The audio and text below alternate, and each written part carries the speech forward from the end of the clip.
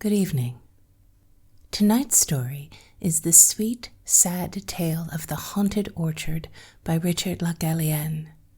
First published in 1912, this little story is dreamy and summery and poetic, despite featuring an unquiet ghost. Le Gallienne was an English writer, born in Liverpool as Richard Thomas Gallienne. Despite his desire to be a poet, he mostly made his living as a journalist and was a prolific short story writer whose work appeared in a number of periodicals during his lifetime. He had quite the flair for the dramatic, but we will get to that after the story. This story requires me to attempt a few sentences of French for your amusement. I apologize preemptively for my accent and would love suggestions and corrections in the comments below. Now, let's open our imaginations and begin.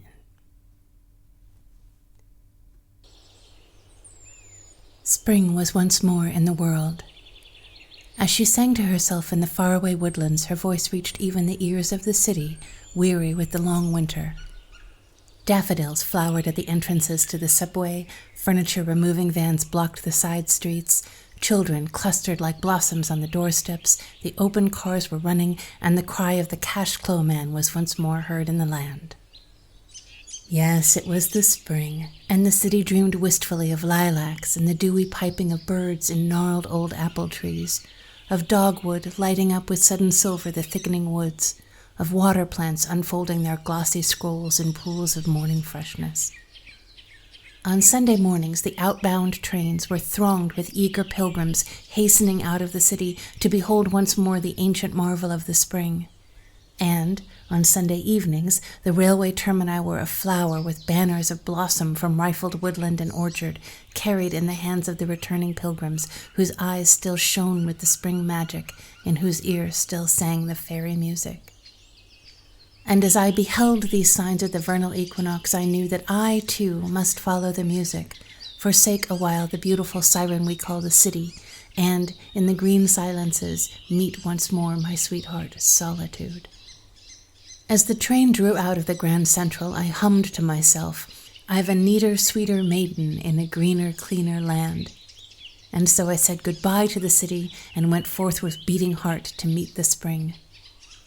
I had been told of an almost forgotten corner on the south coast of Connecticut where the spring and I could live in inviolate loneliness, a place uninhabited save by birds and blossoms, woods and thick grass, and an occasional silent farmer, and pervaded by the breath and shimmer of the sound.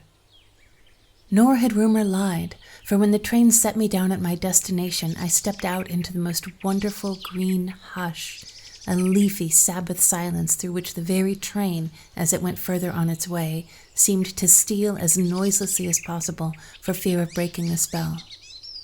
After a winter in the town, to be dropped thus suddenly into the intense quiet of the countryside makes an almost ghostly impression upon one, as of an enchanted silence, a silence that listens and watches but never speaks, finger on lip.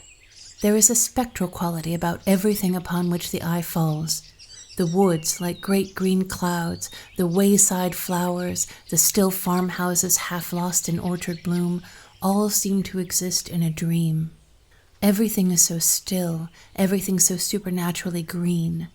Nothing moves or talks except the gentle susurrus of the spring wind swaying the young buds high up in the quiet sky, or a bird now and again, or a little brook singing softly to itself among the crowding rushes. Though, from the houses one notes here and there are evidently human inhabitants of this green silence, none are to be seen. I have often wondered where the country folk hide themselves, as I have walked hour after hour past farm and croft and lonely dooryards and never caught sight of a human face. If you should want to ask the way, a farmer is as shy as a squirrel, and if you knock at a farmhouse door, all as silent as a rabbit warren. As I walked along in the enchanted stillness, I came at length to a quaint old farmhouse, old colonial in its architecture, embowered in white lilacs and surrounded by an orchard of ancient apple trees which cast a rich shade on the deep spring grass.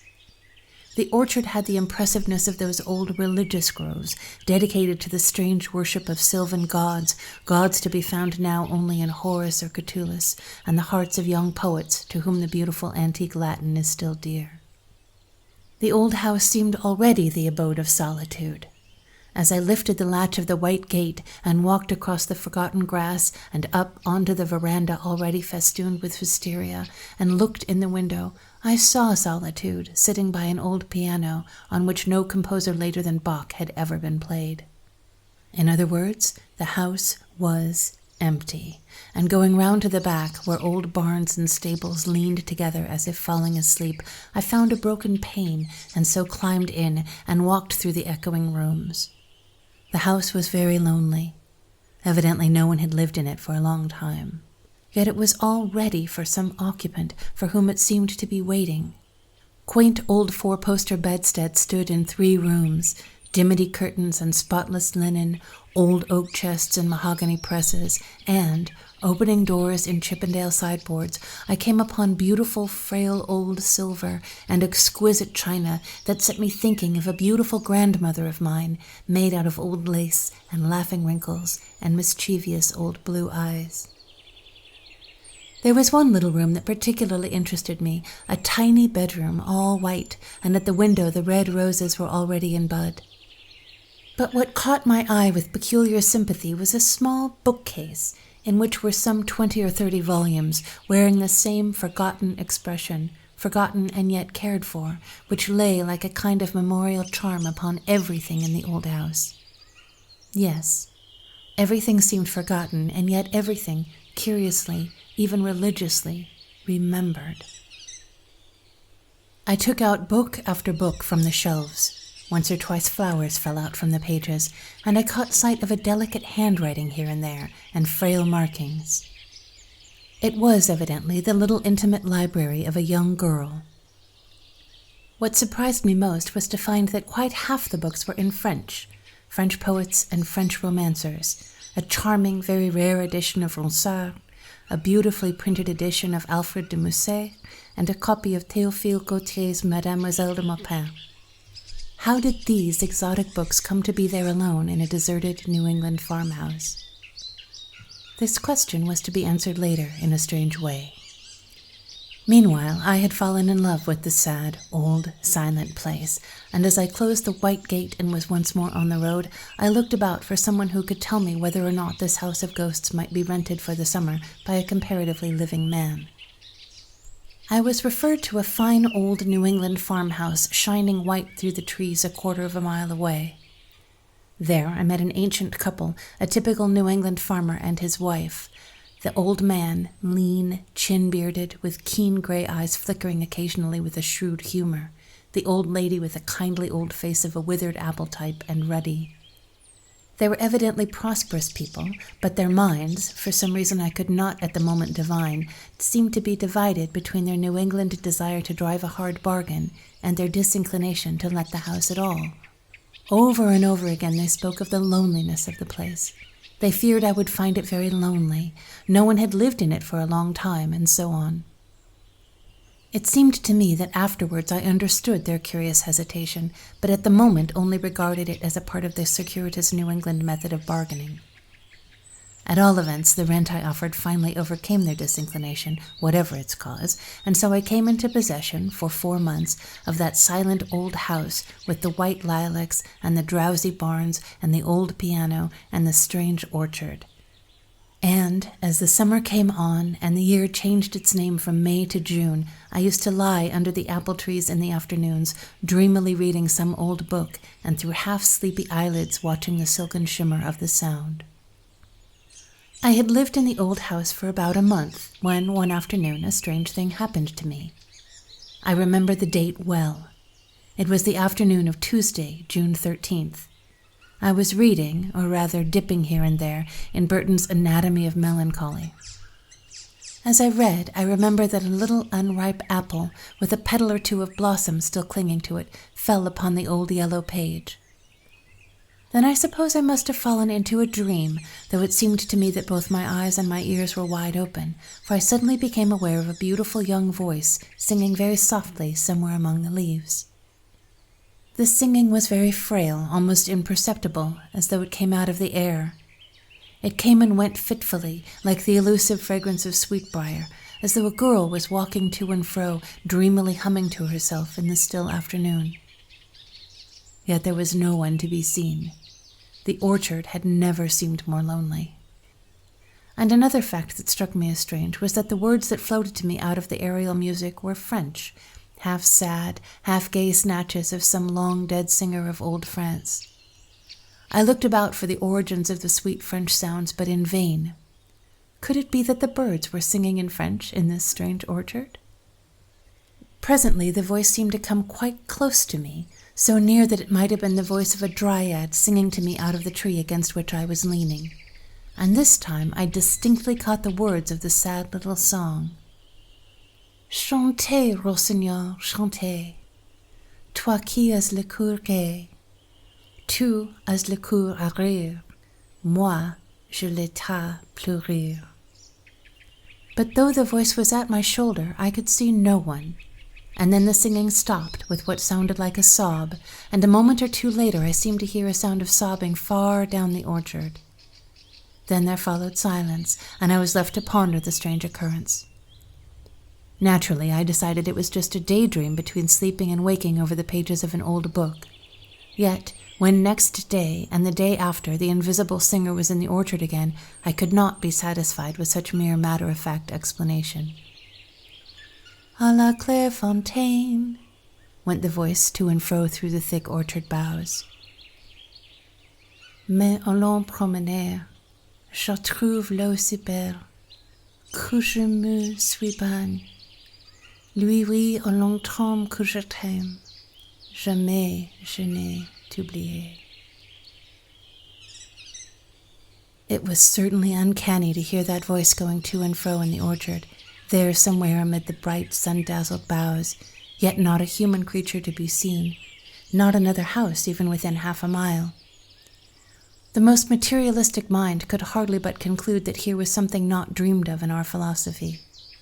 It seemed to me that the only reasonable explanation was the entirely irrational one, that my orchard was haunted by some beautiful young spirit with some sorrow of lost joy that would not let her sleep quietly in her grave. And next day I had a curious confirmation of my theory. Once more I was lying under my favorite apple tree, half reading and half watching the sound, lulled into a dream by the whir of insects and the spices called up from the earth by the hot sun. As I bent over the page, I suddenly had the startling impression that someone was leaning over my shoulder and reading with me, and that a girl's long hair was falling over me down onto the page. The book was the Ronsard I had found in the little bedroom. I turned, but again there was nothing there. Yet this time I knew that I had not been dreaming, and I cried out, "Poor child, tell me of your grief, that I may help your sorrowing heart to rest." But of course there was no answer. Yet that night I dreamed a strange dream. I thought I was in the orchard again in the afternoon, and once again heard the strange singing, but this time, as I looked up, the singer was no longer invisible. Coming toward me was a young girl with wonderful blue eyes filled with tears and gold hair that fell to her waist. She wore a straight white robe that might have been a shroud or a bridal dress. She appeared not to see me, though she came directly to the tree where I was sitting, and there she knelt and buried her face in the grass and sobbed as if her heart would break. Her long hair fell over her like a mantle, and in my dream I stroked it pityingly and murmured words of comfort for a sorrow I did not understand. Then I woke suddenly, as one does from dreams. The moon was shining brightly into the room. Rising from my bed, I looked out into the orchard. It was almost bright as day. I could plainly see the tree of which I had been dreaming, and then a fantastic notion possessed me. Slipping on my clothes, I went out into one of the old barns and found a spade. Then I went to the tree where I had seen the girl weeping in my dream and dug down at its foot. I had dug little more than a foot when my spade struck upon some hard substance, and in a few more moments I had uncovered and exhumed a small box, which, on examination, proved to be one of those pretty, old-fashioned Chippendale work boxes used by our grandmothers to keep their thimbles and needles in, their reels of cotton and skeins of silk. After smoothing down the little grave in which I had found it, I carried the box into the house and under the lamplight examined its contents. Then at once I understood why that sad young spirit went to and fro the orchard singing those little French songs, for the treasure trove I had found under the apple tree, the buried treasure of an unquiet, suffering soul, proved to be a number of love letters written mostly in French in a very picturesque hand. Letters, too, written but some 5 or 6 years before.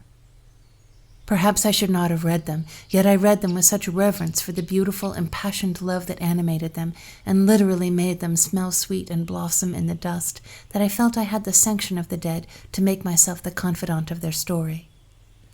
Among the letters were little songs, 2 of which I had heard the strange young voice singing in the orchard, and, of course, there were many withered flowers and such like remembrances of bygone rapture.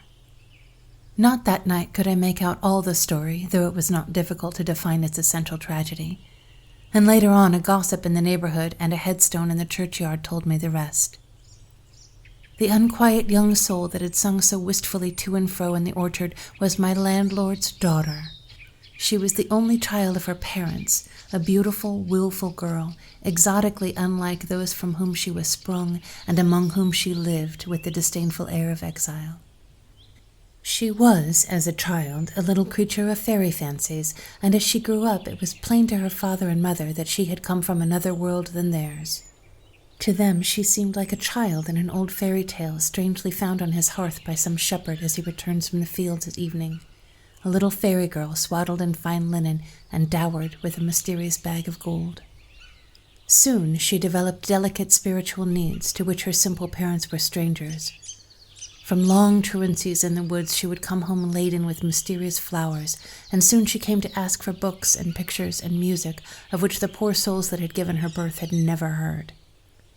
Finally she had her way and went to study at a certain fashionable college, and there the brief romance of her life began. There she met a romantic young Frenchman who had read Ronsard to her and had written the picturesque letters I had found in the old mahogany work-box. And after a while, the young Frenchman had gone back to France, and the letters had ceased. Month by month went by, and at length one day, as she sat wistful at the window, looking out at the foolish sunlit road, a message came. He was dead. The headstone in the village churchyard tells the rest.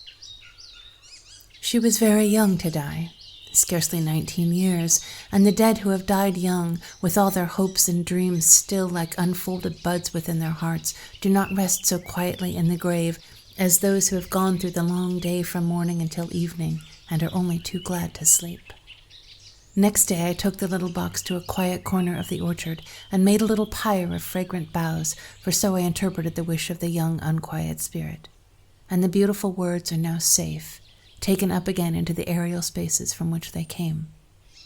But since then, the birds sing no more little French songs in my old orchard.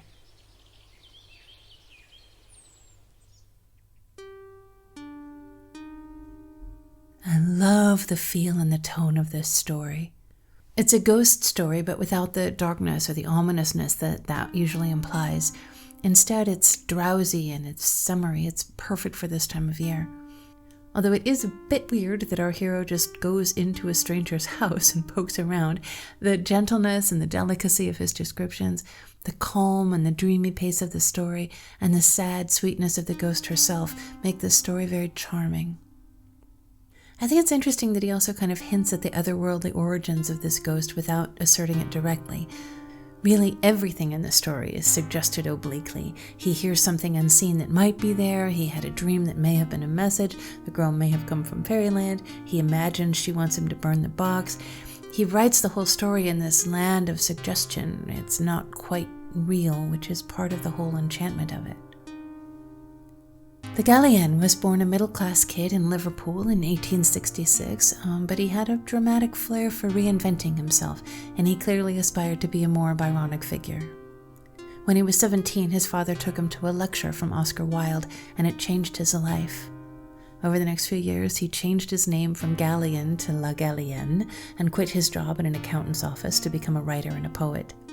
He actually did have a brief affair and a lifelong friendship with Oscar Wilde, and he was married and divorced a few times. His first wife died in childbirth, and after her death, he carried an urn with her ashes on him at all times for years, including during his marriage to his second wife. He published often in a range of periodicals, and he worked as a journalist, but apparently he never really had a stable income, he never paid his debts, and he was an alcoholic and a womanizer. He lived in England and the US before moving to France in the 1920s, where he would spend most of the rest of his life. During the occupation of France in the Second World War, he nearly starved to death rather than write propaganda for Germany or for Italy. He was also the father of famous actress and stage director Ava Le Gallienne, who's a whole character herself, and stepfather to artist Gwen Le Gallienne, who appears to have voluntarily started using his name in her teens. Today's illustrations are courtesy of artist Frederick Childe Hassam because he was an American impressionist. He was from New England, where our story takes place, and I think they just complement the tone wonderfully. Tonight's confession: it has been hot, and that saps my will to do anything useful or productive. And this story has been something of a relief. It really matches my mood and is a delightful distraction. You are listening to Restored Lore, where I find the best weird old stories and bring them to you every week. If you like the odd and the obscure, subscribe, click the notification bell, and give me a like or a comment. Thank you. See you next week.